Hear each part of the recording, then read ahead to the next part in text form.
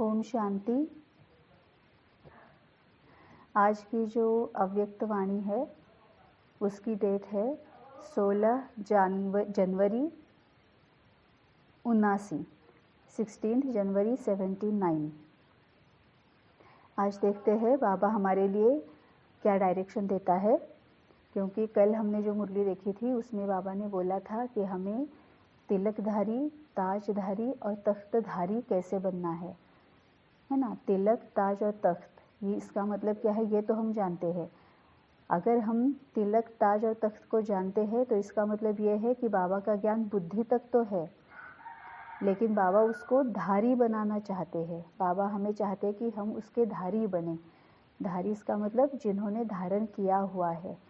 तो तिलकधारी, ताजधारी और तख्तधारी कैसे बनना है ये कल बाबा ने मुरली में हमें बहुत अच्छे से बनाया कि हमें करना क्या है। तो आज हम देखते हैं कि बाबा हमें क्या बताता है।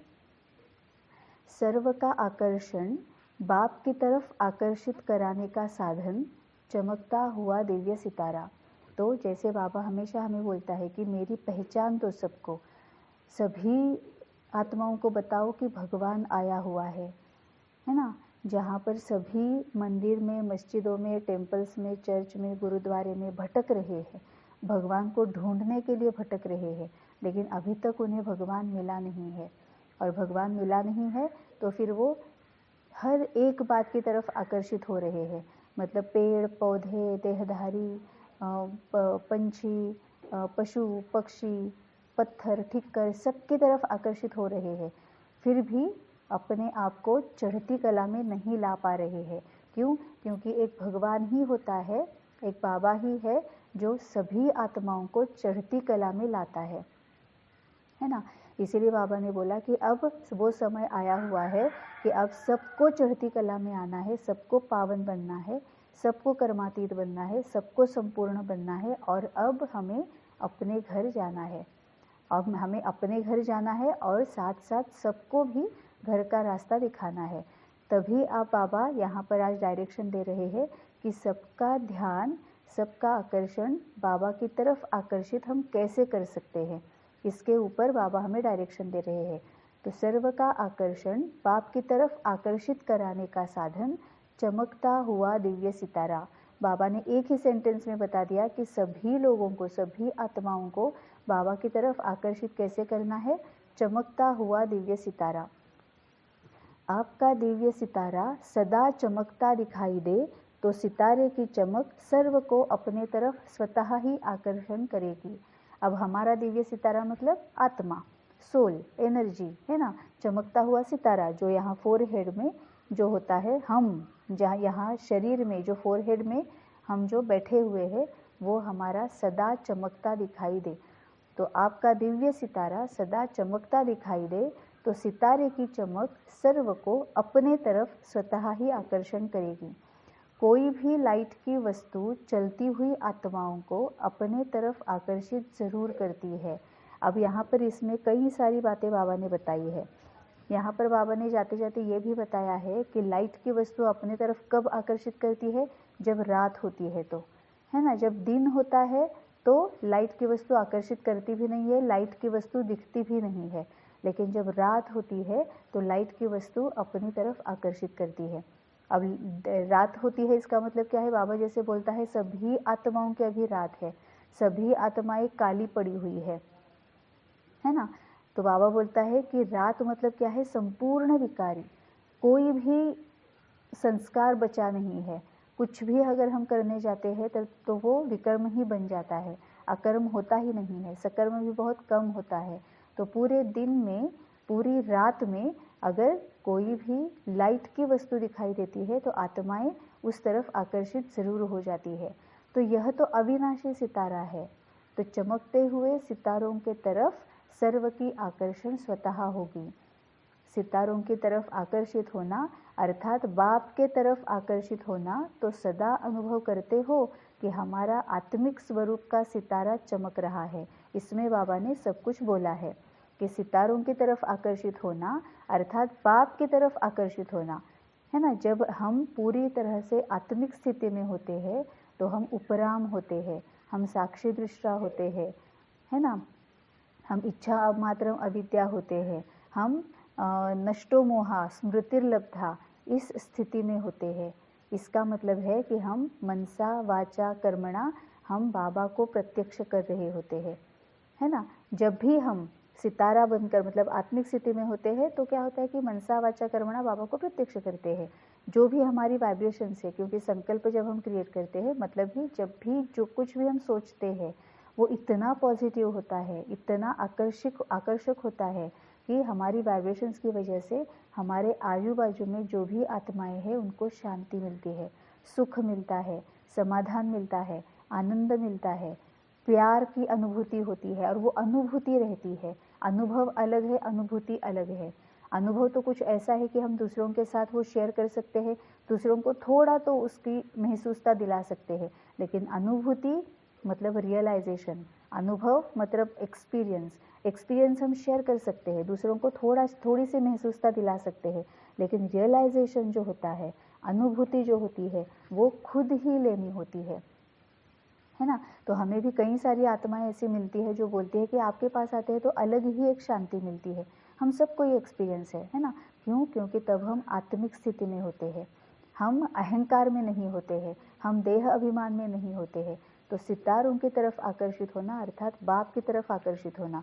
जब हम पूरी तरह से आत्मिक स्थिति में होते हैं तो औरों को वही महसूसता होती है जो बाबा के पास जाने के बाद हमें महसूस होता है। पूरी शांति, पूरा ब्लिस, आनंद, है ना। आनंद का कोई भी ऑपोजिट वर्ड नहीं है। आनंद, अत्यानंद, परमानंद, है ना। दुख का है सुख, ना खुशी का है खुशी, लेकिन आनंद का कोई भी ऑपोजिट वर्ड नहीं है। जब बाबा मिलता है तो आनंद होता है, फिर अत्यानंद होता है, फिर परमानंद होता है। तो ये जब बाबा के पास जाने के बाद हमें महसूस होता है, वही जब हम आत्मिक स्थिति में होते हैं तो हमारे आसपास की जो आत्माएं होती है उन्हें हमसे ये अनुभव होता है।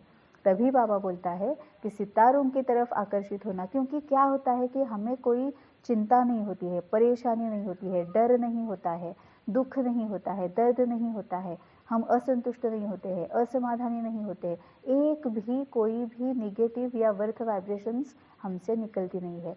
और इसका दी बेस्ट एग्जाम्पल है कोरोना। कोरोना में भी हम पूरी तरह से बाबा के साथ होने की वजह से हमें ना कोई चिंता थी, ना कोई डर था, ना हम परेशान थे। तो औरों को भी लगता था कि मतलब तुम्हें डर लगता कैसे नहीं है, सभी पूरी दुनिया डर में है, लेकिन तुम ऐसे बोल रहे कि हाँ ठीक है ना, है ना। इसके ऊपर भी हम बोलते थे कि तो क्या हुआ, जो होना है वो हो जाएगा, जो भी होगा वो अच्छा होगा। हमें अपनी तरफ से मतलब ये करना है, केयर लेनी है, अपनी तरफ से पूरी केयर हमें लेनी है। लेकिन फिर भी जो होगा वो होगा, है ना। सबका जो होगा वही हमारा होगा, उसमें डरने की क्या बात है। डर कर वैसे भी कौन अमृतत्व लेके तो कोई आया नहीं है ना। डर से क्या होगा, डर करने से कुछ नहीं होगा, है ना। ये हमारा देख कर फिर उनको ऐसे लगता था कि ये मतलब कुछ अलग ही है ना। तो इसका मतलब क्या है कि जैसे बाबा की तरफ वो आकर्षित होते कि ये तुम्हारे में शक्ति कैसे आई। कितनी ही आत्माओं ने हम सभी को पूछा है कि ये तुम कैसे कर सकते हो।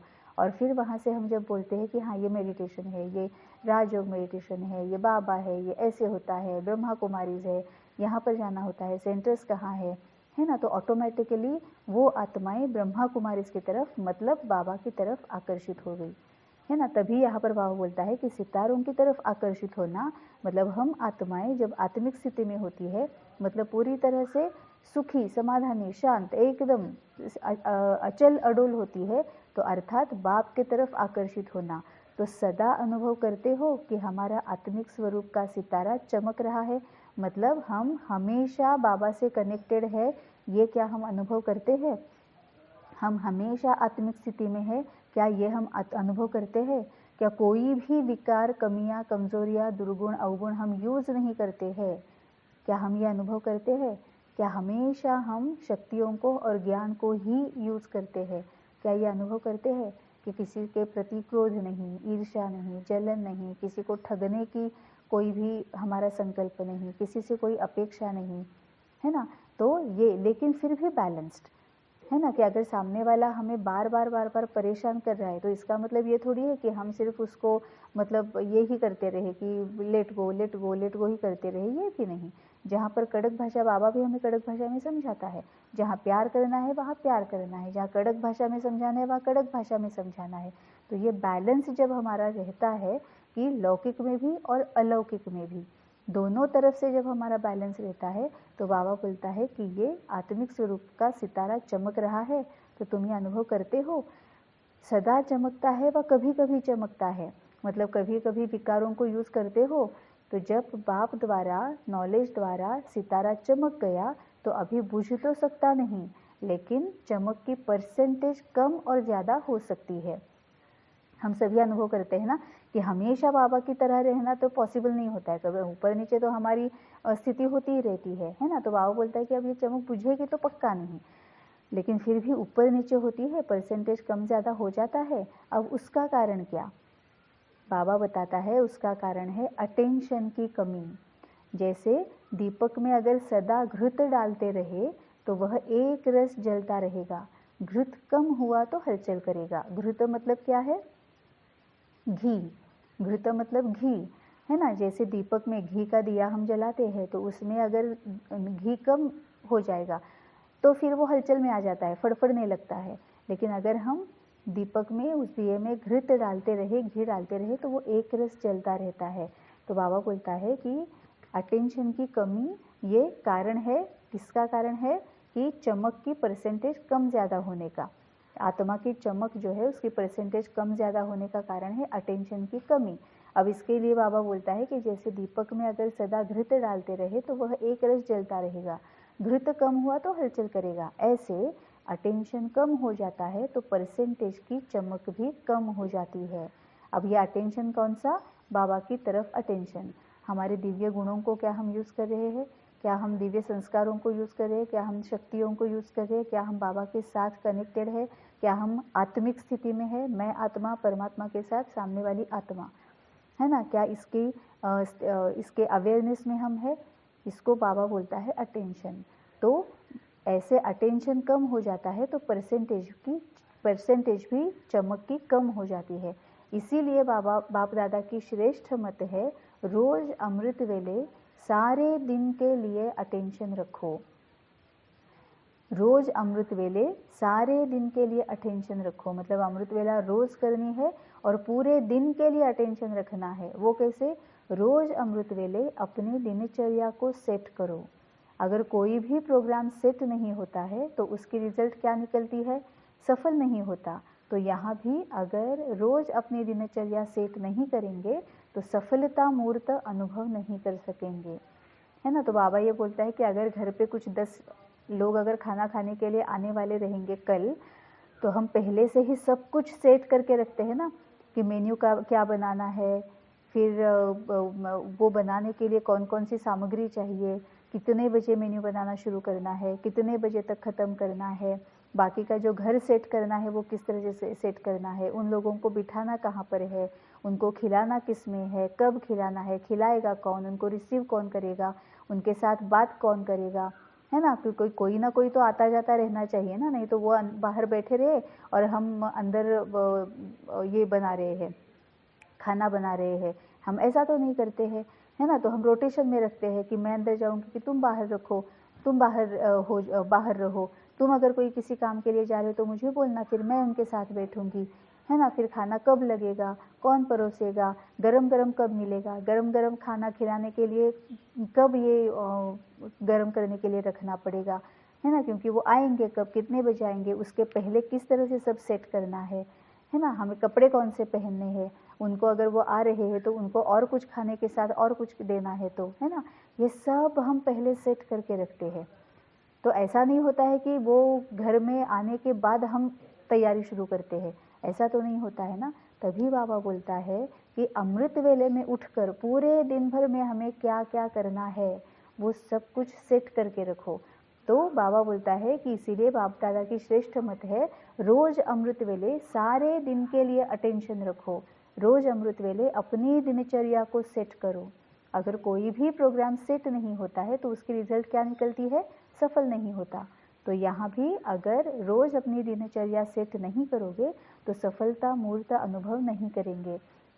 मतलब अगर मैं उठ गई हूँ उठने के बाद अगर मुझे ऑफिस जाना है, 10 बजे मुझे ऑफिस जाना है, ऑफिस मेरा 10 बजे होता है, तो कितने बजे मुझे निकलना है, वो कैसे होगा कि डिस्टेंस कितना है, ऑफिस टू घर, घर टू ऑफिस डिस्टेंस कितना है, तो वो सेट करना है कि कितने बजे मैं घर से निकलूँगी।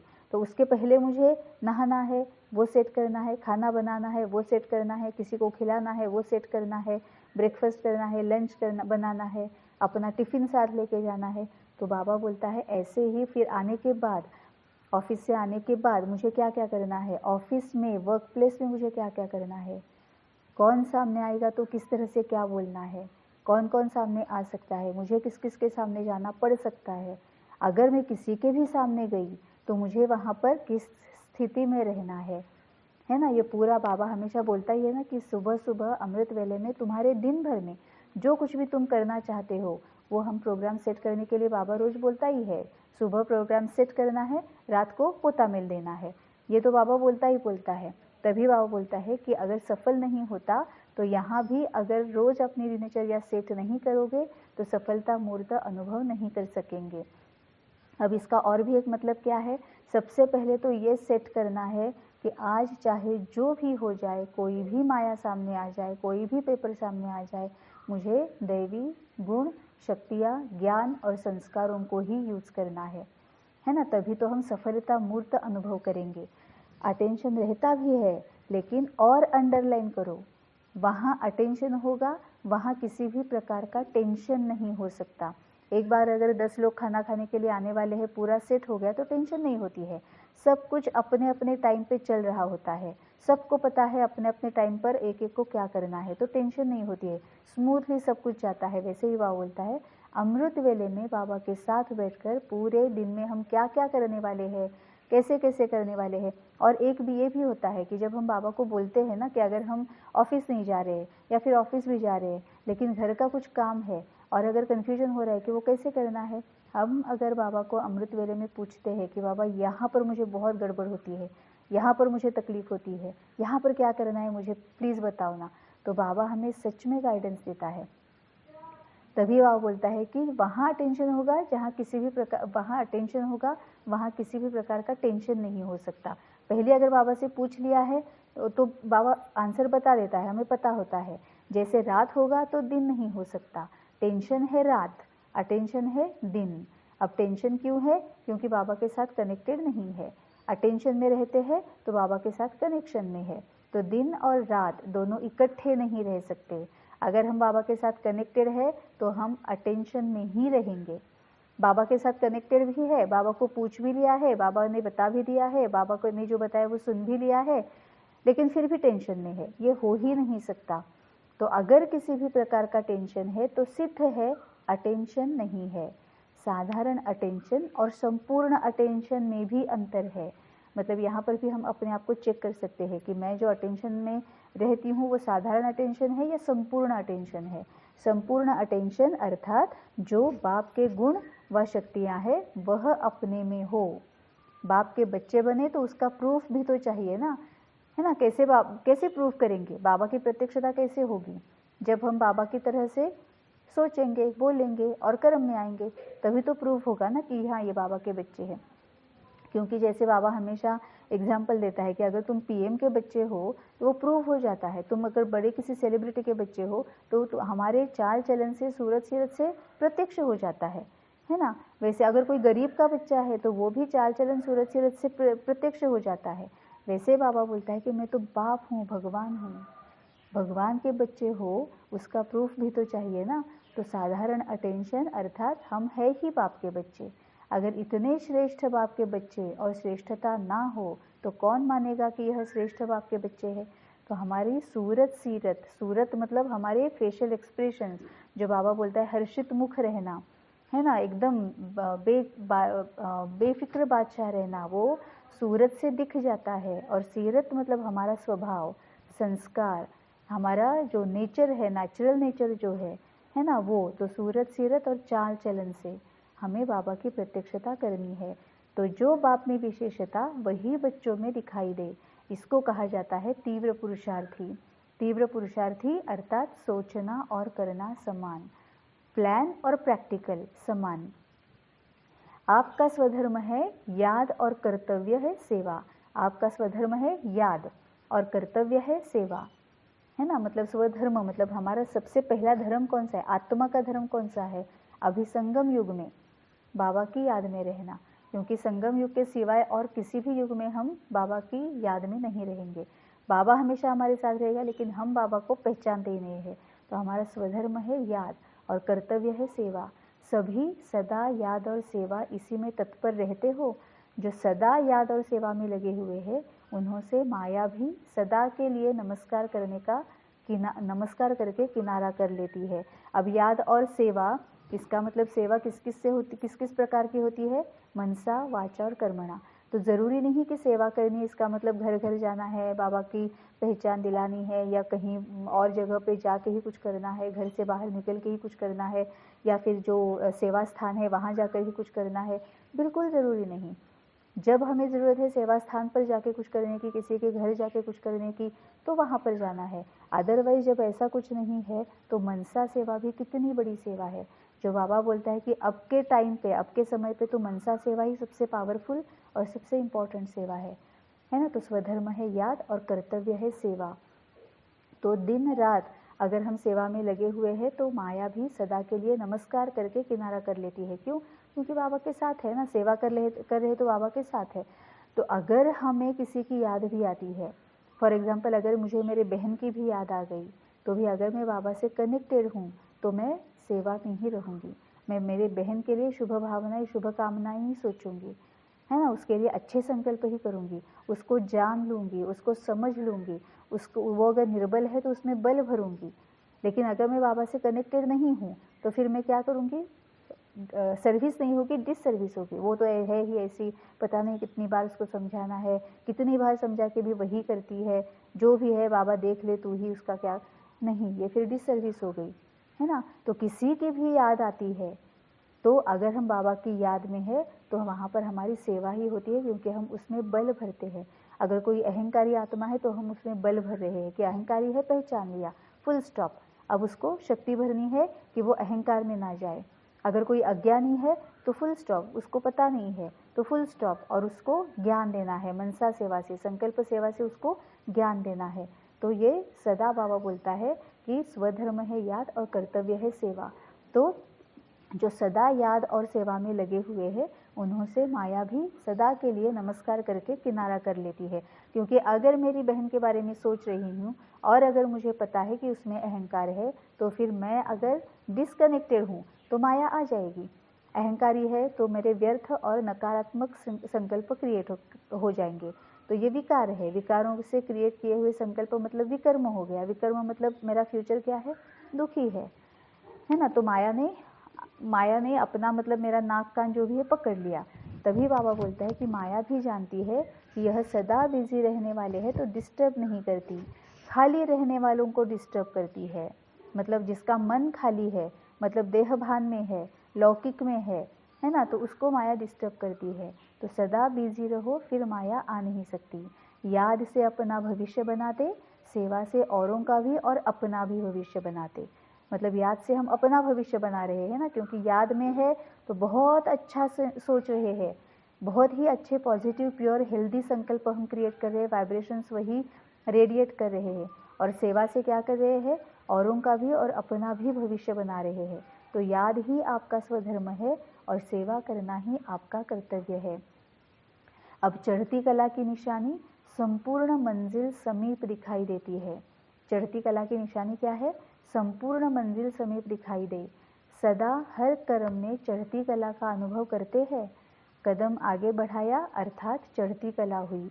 हर कदम में चढ़ती कला होने से संपूर्ण स्टेज तक बहुत जल्दी पहुंच जाएंगे। अब हर कदम में चढ़ती कला मतलब क्या है, हर कदम, हर क्षण, हर संकल्प। अब फिजिकल कदम मतलब क्या है, शरीर का कदम मतलब हम आगे जा रहे हैं, हमने पाँव उठाया, कदम आगे रखा।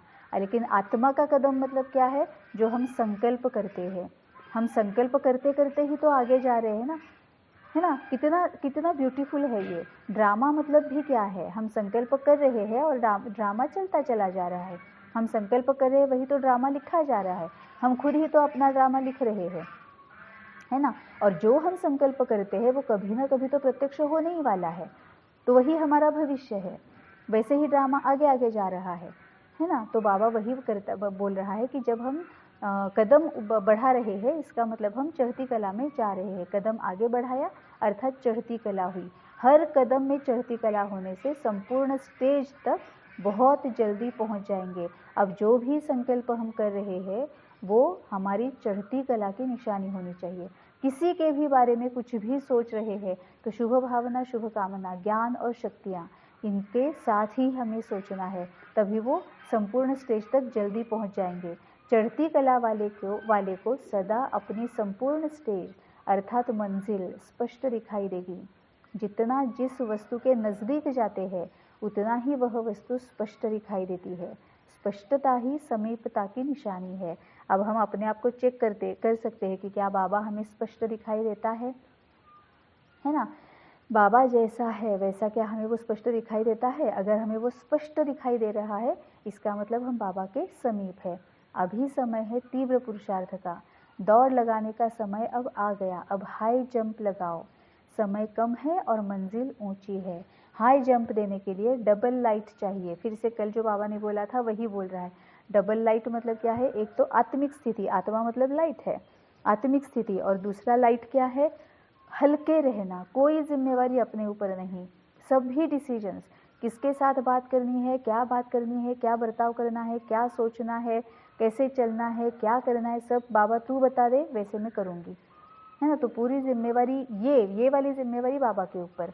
हमारे रिश्तेदारों को बाबा के ऊपर नहीं छोड़ना है, क्योंकि उन रिश्तेदारों का हमारे साथ कार्मिक अकाउंट है, हमारा उन रिश्तेदारों के साथ कार्मिक अकाउंट है, बाबा का नहीं है।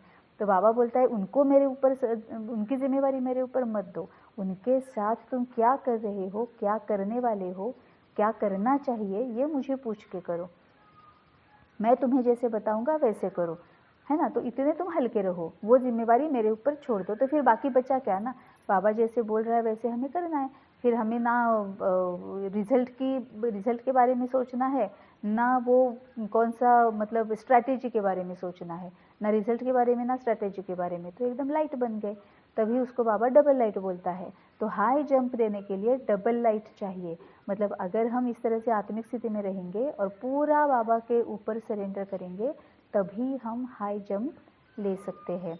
ऑब्वियसली ना, सामने अगर बहुत ही ज़्यादा जिसके साथ गहरा नकारात्मक कार्मिक अकाउंट है वो अगर आत्मा सामने आती है और उस वक्त अगर हम डबल लाइट रहेंगे तो हम कोई भी ज़्यादा का कार्मिक अकाउंट क्रिएट किए बगैर हम वो सेटल करेंगे, ख़त्म करेंगे हाई जंप लेके, है ना। तभी बिना डबल लाइट बने जंप नहीं दे सकते।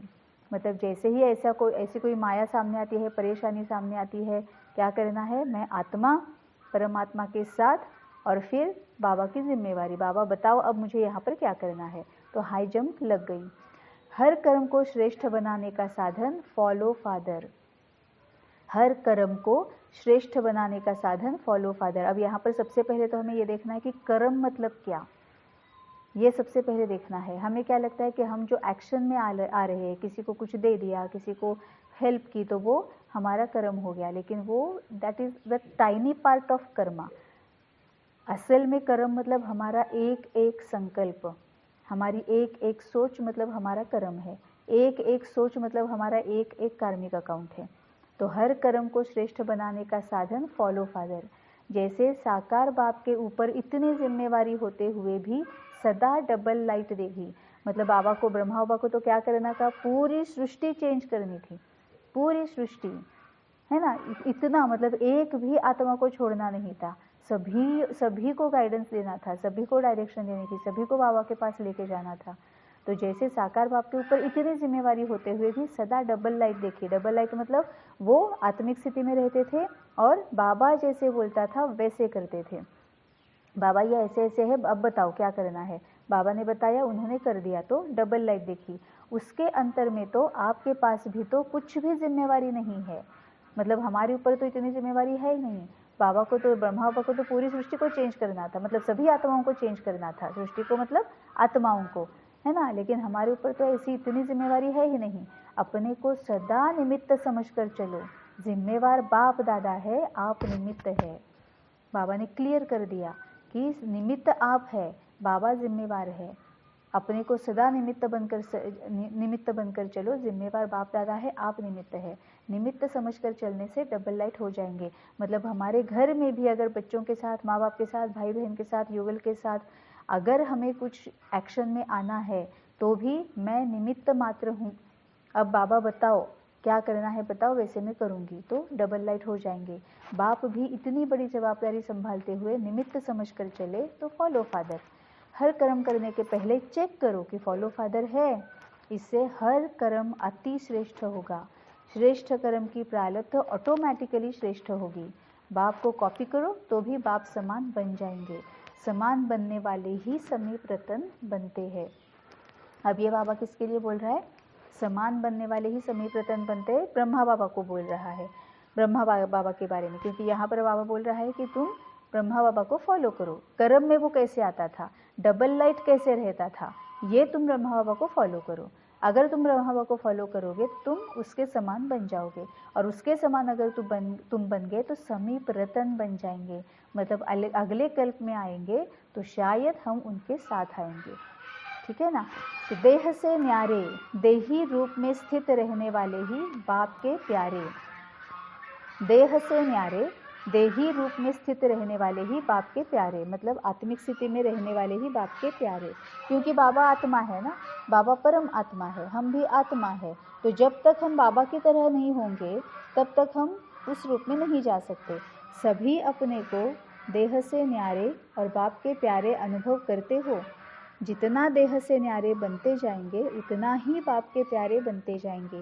कितना ब्यूटीफुली बाबा ने बोला है, जितना देह से न्यारे बनते जाएंगे, मतलब देह और देह से संबंधित सभी बातों से उपराम, है ना, सिर्फ निमित्त मात्र। बाबा तू बता, फिर मैं लौकिक में कैसे क्या करना है, कब करना है, क्यों करना है, कितना करना है, तू जैसे जैसे बताएगा वैसे मैं करूँगा।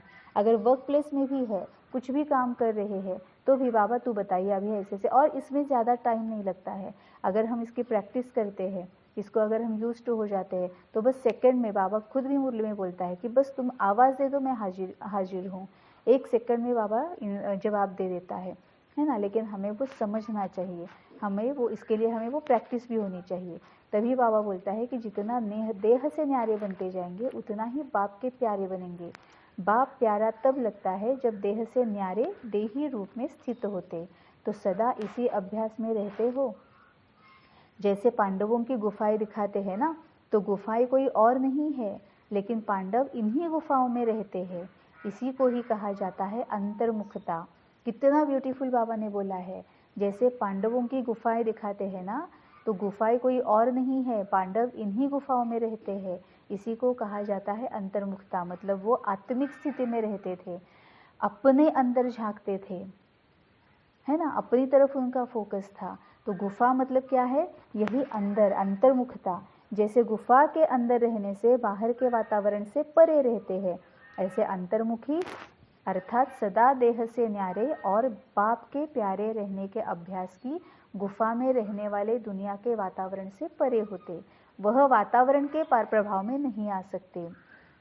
जो बाप का प्यारा होगा वह न्यारा ज़रूर होगा, क्योंकि जिससे प्यार है वह जैसा होगा वैसा ही बनेगा। और हम हमेशा ऐसे देखते हैं ना कि अगर कोई हमें बहुत प्यारा लगता है, कोई फ्रेंड है या फिर रिलेटिव है या फैमिली मेम्बर है, माँ बाप है, कोई भी है, जिनके जो हमें बहुत अच्छे लगते हैं, ऑटोमेटिकली उनके जैसा हम बोलने की स्टाइल वैसे हो जाती है, या फिर वर्ड्स हम वही यूज़ करने लग जाते हैं, फेशियल एक्सप्रेशंस हम उनके जैसे करने लगते हैं, सोचना भी उनके जैसे तक हो जाता है ना।